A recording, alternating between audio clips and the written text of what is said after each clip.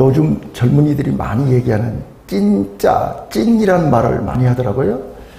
근데 그게 이제 교회 안에도 찐복음, 짜가 복음.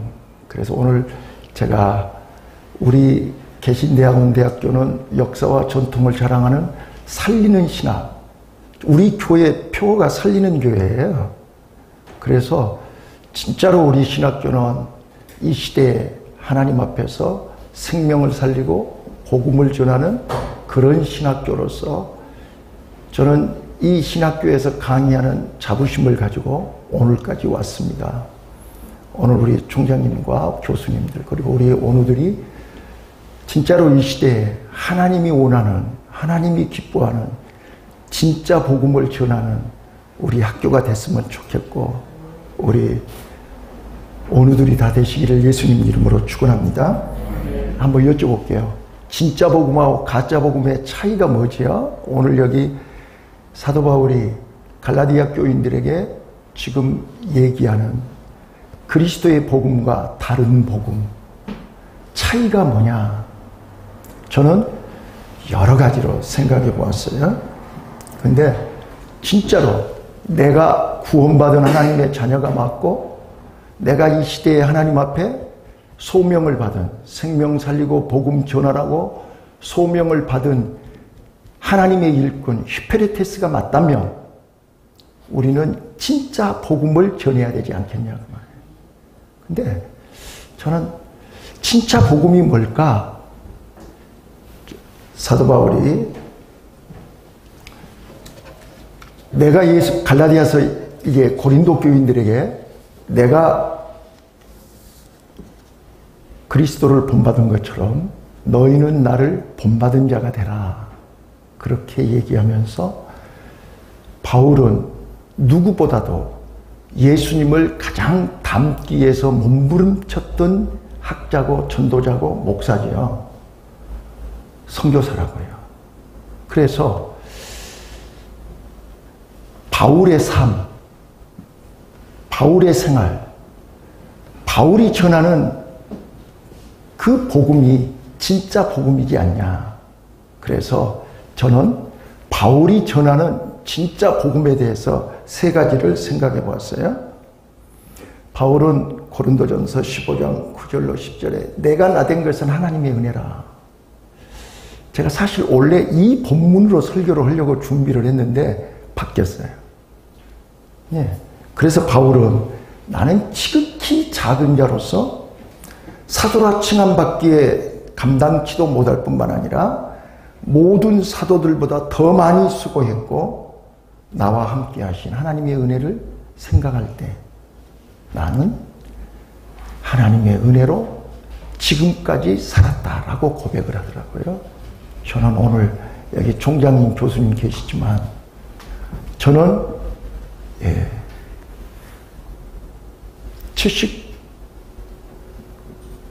79년도에 이제 사당동 총신이 갈라지면서 방배동 영감교회에서 9월 달에 신학교에 입학했어요. 그때부터 지금까지 말로 다 할 수 없는 연단과 훈련을 거쳐서 여기까지 왔어요. 여기까지 오는 과정 속에 수없이 많은 고난과 시련과 역경과 남이 안 하는, 남이 못하는, 남에게 안 시키는 일만 시키시더라고요. 내가 나된 것은 하나님의 은혜인데 진짜 복음을 전하려고 하다 보니 참 많은 산을 넘고 여기까지 왔습니다. 자, 그래서 바울은 제가 이제 본문으로 돌아가겠습니다. 진짜 복음과 가짜 복음의 차이는 한 끗 차이입니다. 제가 경험한 진짜 복음은 마음을 지키는 거였습니다. 잠언서 4장 23절에 무릇 지킬 만한 것보다 내 마음을 지키라 생명의 근원이 이에서 난다. 마음을 지키지 못하면 천하에 없는 누구도 그 사람이 전하는 말은 가짜 복음이더라는 거죠. 엊그저께 돌아가셨지만 조용기 목사님 우리 한국교회의 큰 별이셨습니다. 근데 그 입에서도 가짜 복음이 나왔다는 거예요. 인정하지요? 마음을 지키지 못하면 천하에 없는 누구 입에서도 가짜 복음이 나오더라는 거예요. 그래서 하나님은 신명기 6장 4절 5절 이스라엘아 들으라. 너희는 마음을 다하고. 자, 여기 좀 본문 띄워주세요.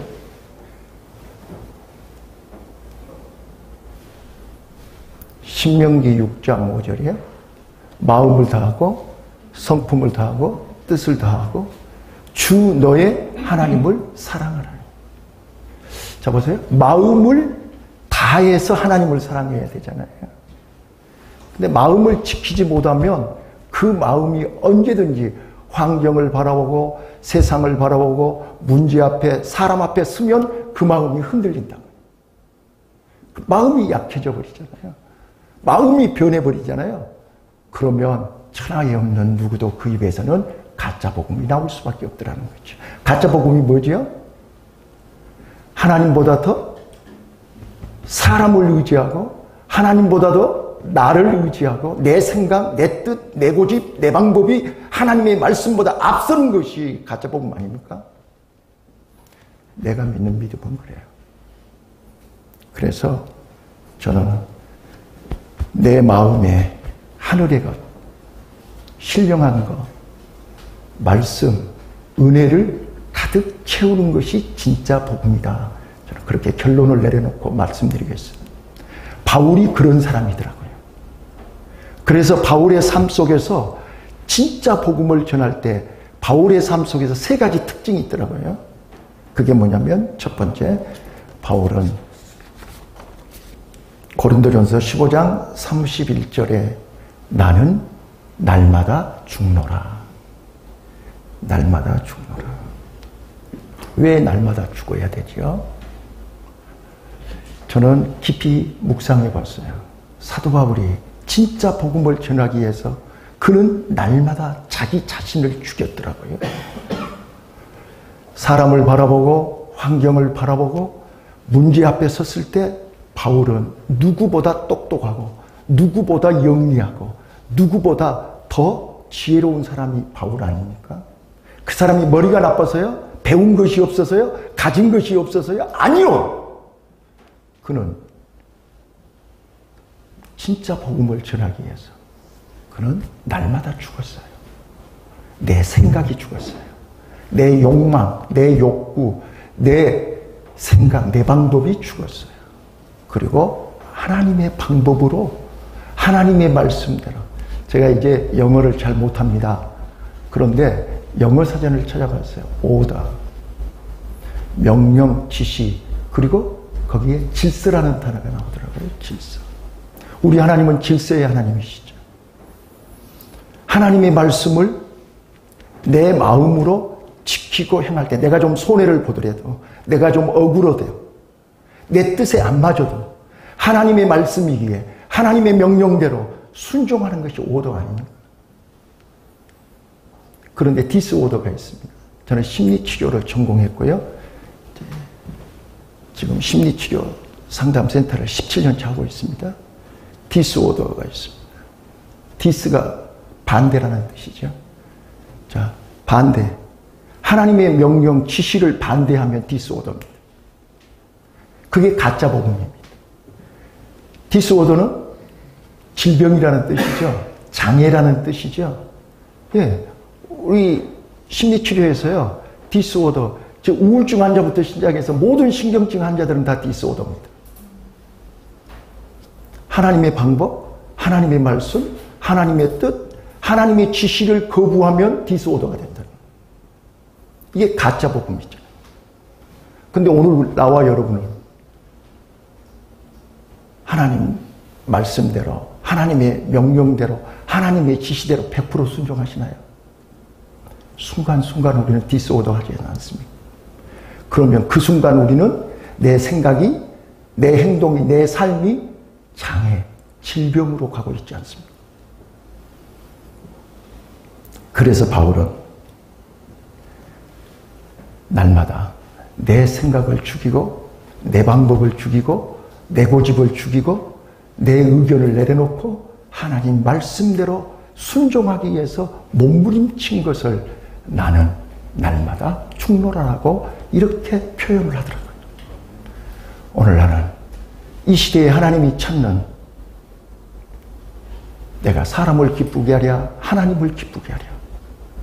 내가 사람을 기쁘게 했다면 나는 그리스도의 종이 아니고 진짜로 이 시대에 하나님을 기쁘시게 하는 하나님의 종이 되기를 원하신다면 사도 바울처럼 우리는 내 생각, 내 고집, 내 방법을 날마다 십자가 발 앞에 꺾고 내려놓고 말씀에 순종하는 우리 오늘들이 다 되시기를 예수님 이름으로 축원합니다. 아멘. 두 번째입니다.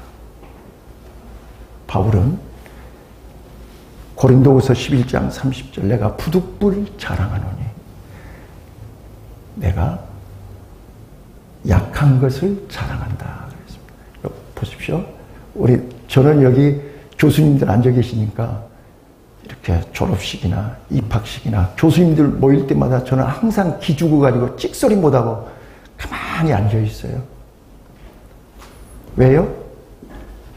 교수님들 사이에서도요, 힘 있는 사람을 알아주거든요.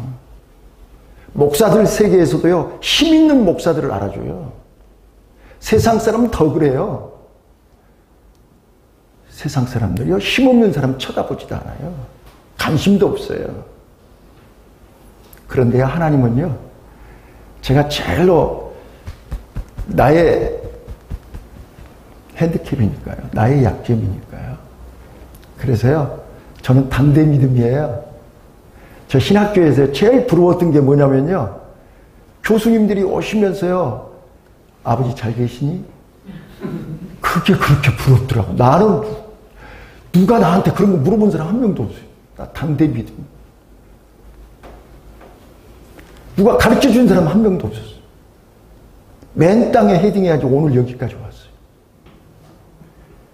그래도요, 진짜로 다른 사람 잘 때 안 자고요, 다른 사람 먹을 때 안 먹고요, 다른 사람 쉴 때 안 쉬고요. 저는 1년 12달 365일 단 하루도 쉬는 날 없이 몸부림쳤어요. 자, 지금 37년 동안 단 하루도 쉬는 날 없이 몸부림쳤어요. 그래서 오늘 여기까지 왔어요. 그런데요, 제가 이 사도 바울을 깊이 묵상하면서 왜 바울은 신분이 히브리인 중에 히브리인이고 가마리엘의 문화생이고 로마 시민권을 가지고 있고 이렇게 자랑하고 내놓을 것이 많은 힘 있는 사람이 왜 하나님 앞에서 나의 약함을 자랑한다 했을까 생각해 봤어요. 그런데요, 바울이 정답을 얘기했더라고요. 고린도전서 1장 27절 28절이에요. 거기에 이렇게 써졌어요. 사람은 힘 있고 배경 있고 돈 있고 잘나고 똑똑한 사람들을 관심을 갖고 스포트라이트를 받고 그 사람들을 좋아하지만 하나님은 약한 자를 들어서 강하게 하시고 없는 자를 들어서 부한 자를 부끄럽게 하시고 멸시천대 받는 자를 들어서 존귀하게 사용하신다. 저는 그 말씀에 위로를 받았어요. 저는 그 말씀 붙들고 오늘까지 왔어요. 세상 사람 어느 누구가 나를 쳐다본 사람이 없어요. 지금이니까 그렇지. 저 군대 있고 제대하고 결혼하고 이 신학을 공부하고 총회에 가보니까요. 저는 고향이 전라도 나주예요. 저는 군대에서요, 전라도 산다는 이유 때문에 대지게 맞았어요. 회사를 갔더니 또 전라도 놈이라고 또 무시를 하네. 그래서 이제 신학을 하고 목사들 세계 가면 이제 그 소리 안 듣겠지 했더니 또 총회 갔더니 전라도 목사, 전라도 총회로 가라고 막 쫓아내더라고요. 진짜로. 전라도 산다는 이유 때문에 불이익 많이 당했어요. 배운 것 가진 것 없다고 무시 엄청 당하고 여기까지 왔어요. 그런데 저 꿋꿋이 섰어요. 왜요? 하나님이 나와 함께 하시니까요. 하나님이 나를 지키시니까요. 하나님이 나를 기분 나쁘세요? 하나님이 나와 함께 하시고요. 하나님이 나를 지켜주시고요. 하나님이 나를 인도하시고요. 하나님이 나를 사용하셨어요. 여러분들이 볼 때는 나를 모르시잖아요. 저요. 지금 우리 교단뿐만이 아니라 저는 86년도에 저는 중국 선교사로 목사 안수 받았어요. 저 84년도에 대만에 가서 공부했어요. 그때 당시에 중국 선교사 준비된 사람 한 명도 없었어요. 자, 88년도에 제가 서울에서 개척했어요. 저 40일 금식도 했고요. 안 해본 것 없이 다 해봤어요. 그래서 저는 지금 동대문구청 공무원 선교를 35년 차 하고 있어요. 서울시청 선교 목사 28년 차 하고 있어요. 북부검찰청 제가 상담위원을 17년 차 하고 있어요. 가정법원 저요 목사지만 다른 목사님들이 못하는 다른 목사님들이 안 하는 일을 저는 지금 30년째 하나님이 쓰고 계신다고요. 그래서 저는 여기 와서 사회복지학 강의할 때도요. 이론보다는 필리에서 내가 직접 경험하고 체험한 거 가르쳐요. 저는 있는 그대로만 얘기하면 돼요. 하나님은 지금도 나를 통해서 역사하고 계세요. 그래서 우리 강한 거 자랑하려고 하지 마세요. 약한 것을 자랑할 때 하나님이 강하게 하시더라고요. 사람들 앞에서 있는 것 자랑하려고 하면 하나님이 뒤로 물러나시더라고요. 바울이 그랬듯이 내 부득불 자랑하노니 나의 약함을 자랑한다. 내 약함을 자랑할 때 하나님이 나를 긍휼히 여기시더라고요. 하카톤, 히브리어로 하카톤이라고 그러죠.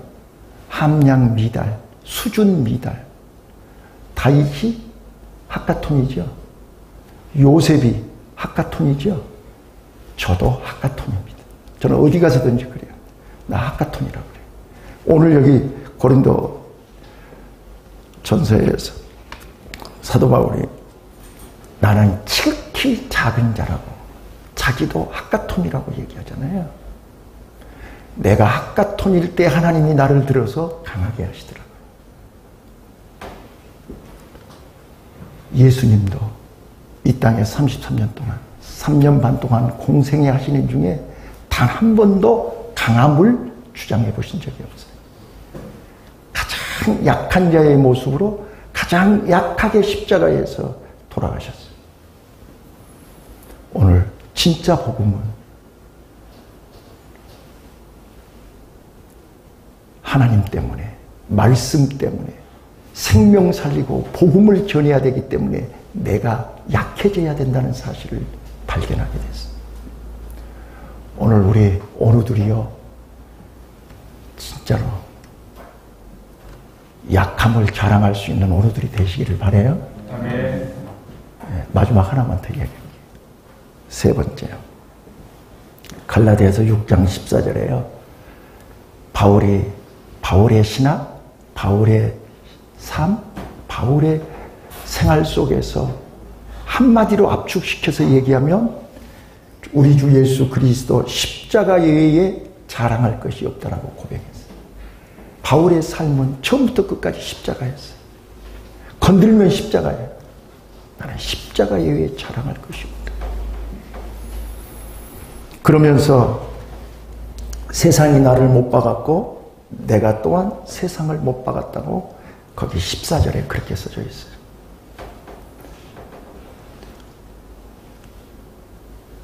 예수님의 십자가는 우리를 살리기 위한 십자가입니다.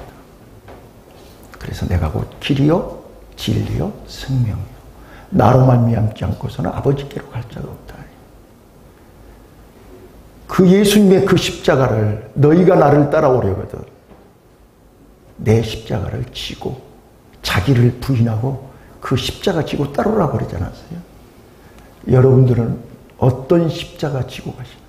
어떤 십자가를 가지고 있는데, 옛날에 부흥강사들이 그런 애화 많이 하셨잖아요. 하도 십자가가 무겁고 커서 예수님은 목공이시니까 내 십자가가 너무 크니까 좀 한 토막만 잘라주세요. 그렇게 했다고 하잖아요. 잘라줬더니 처음에는 가볍고 좋았는데 한참 가다 보니까 또 무거우니까 예수님 한 토막 더 잘라주세요. 계속 자르다가 요단강가에 왔는데 다른 사람들은 그 십자가를 탁 펼쳐놓고 다리로 건너가는데 자기 거는 짧아서 못 건너갔다, 그런 얘기하더라고요. 말 나왔으니까 한 번 더 할까요? 우리 요즘 그 코로나 방역 수칙, 어떤 분이 인터넷에 이 코로나 예방 수칙에 대한 신종 유머를 저한테 보내왔더라고요. 그래서 제가 소개하려고 그러는데, 우리가 얼마나 거짓말을 많이 하고 막말을 많이 하면 하나님이 마스크를 하루 이틀도 아니고 입을 틀어 막으라고 마스크를 이렇게 매일같이 밥 먹는 시간만 빼고 마스크 쓰라 가시겠다. 웃음 나옵니까 지금? 웃어요. 그 다음에요, 얼마나 우리가 서로 붙으면, 만나면 싸우고 미워하고 투기하고, 그러니까 거리 두라고 뚝뚝 뛰어서 거리 두기를 지금 몇 년째 하고 있습니까? 지금 앞으로도 언제까지 해야 될지도 몰라요. 세 번째, 우리가 손으로 얼마나 못된 짓거리를 많이 했으면 가는 데마다 손소독을 하는 거예요. 여기 들어오실 때도 손소독 하고 들어오셨죠? 네 번째, 얼마나 열받는 일이 많아가지고 하루에도 수십 번씩 열이 올라오면 우리 들어오실 때 체온 체크 하셨죠? 너무 열이 많으면 못 들어오게 한다니까요. 제가 2차 예방접종으로, 그 백신 맞으러 갔더니 내 바로 앞에 사람이 37.7인가 나오니까 의사가 집에 예방주사 못 놓으니까 가라고 돌려 보내버리더라고요. 우리 열받지 마세요. 체온이 올라오면 큰일 나요. 마지막 다섯 번째, 얼마나 비밀스럽게 살았으면 가는 데마다 연락처 기록하라고 했어요. 이게 방역수칙, 이게 좀 어떻게 보면 하나님의 뜻이 계신 것 같아요.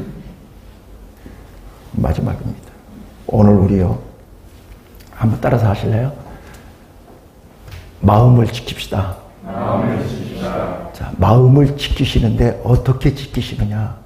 우리 이 마음에 땅의 것, 세상 것으로 만족을 얻으려고 하면 그때부터 우리는 이제 디스오더가 되는 거예요. 왜요? 땅의 것, 세상 것으로는 우리 마음이 채워지지가 않거든요. 이제 채워지지 않으면 어떻게 되죠? 분노가 일어나죠. 분노가 일어나니까 디스오더가 되는 거예요. 그런데 내 마음을 하늘의 것으로 채우시면요, 신령한 것으로 채우시면요, 예, 자, 봐보세요. 에덴이 뭐가 에덴이에요? 기쁨이죠. 에덴은 기쁨이에요. 하나님이 주시는 기쁨으로 내 마음을 가득 채우면 우리는 진짜 복음이 내 입에서 나와요. 근데 땅의 것, 세상 것으로 만족을 채우려고 하는 거, 이 가짜 복음이라니까요.